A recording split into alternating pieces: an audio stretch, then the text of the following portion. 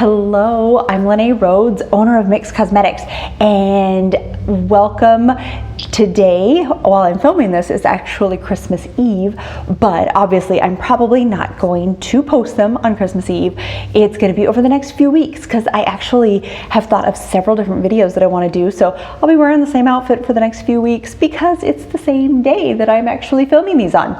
So I wanted to talk about facial oil for a couple of really specific reasons, and I just wanted to show you my facial oil and kind of talk about why facial oil is so important to wear and what it's made up of. And oil, I mean, oil is just a fabulously interesting ingredient all on its own, and I'll tell you why in a little bit. So this is my Immortelle facial oil. So it is made up of rose hip, cranberry seed, olive oil squalane, jojoba, tansy, blue tansy flower, essential oil, and helichrysum essential oil. And that's actually why it's a little bit green, is because it has blue tansy mixed with rose hip, and the blue tansy is extremely blue. It takes a couple of tiny drops in the entire batch to make it entirely blue if it were clear, but the rose hip and the cranberry seed are quite like yellowy green, and so it ends up being this beautiful green color because blue and yellow make green. And so I was going to kind of talk about, first of all, it's gotten really cold outside because of the snowstorm last night.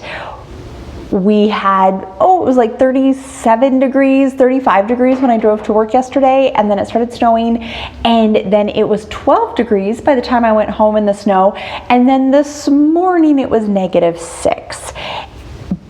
Super cold, and of course that means the air is incredibly dry. It just is sucking all the moisture out of my skin. It wants it all. It wants to freeze it and save it and turn it into clouds and turn it into snow and turn it into frost. And I'm like, no, it's my moisture. Let me have it. And so the best way to actually protect against losing moisture to the environment, losing moisture to the air, is by putting oil on.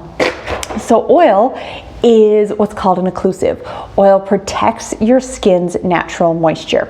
So here's the trick about it. If your skin doesn't have any natural moisture, if you're all dried and fried and flaky and irritated already, then oil might help that irritation, but it's not gonna help the dryness. It is not gonna bring moisture to your skin much, but it is going to protect what's already in there. So the best way to use a facial oil is to actually wash your face, put some moisturizer on there that contains some water, some glycerin, some humectants, and then put that facial oil over the top.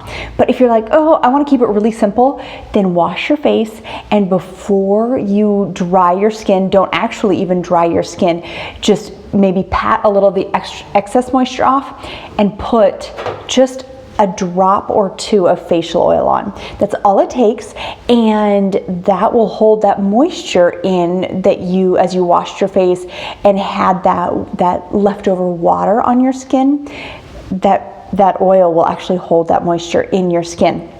So it's a great idea to put oil on your face as kind of the last step, either before foundation or the last step period. If you don't wear foundation, if you don't wear much makeup, just put facial oil on. So what is oil? What else is oil good for? How long have people been using oils? The reason I'm saying to use oil in our cold climate especially, people have been doing this for thousands and thousands of years, as long as we have history. So I'm going to use the Inuits as an example.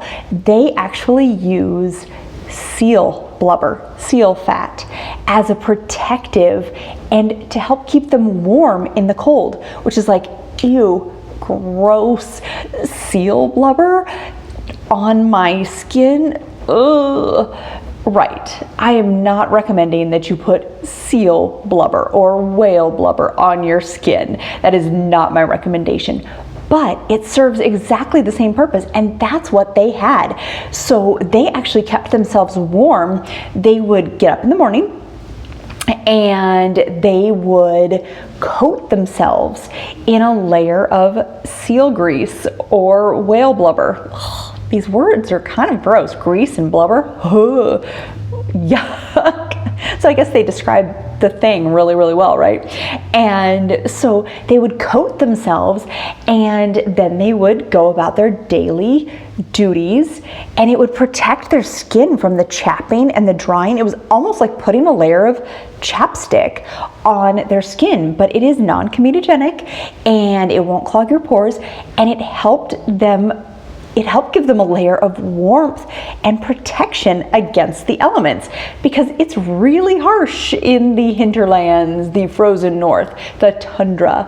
And so that's how they actually protected their skin, held moisture in their skin, and even kept themselves warmer throughout the winter, was by utilizing those oils. So we have much nicer options now. We have things like rosehip seed and olive oil squalane and cranberry seed and jojoba, so all from nuts and seeds, and they are loaded with antioxidants.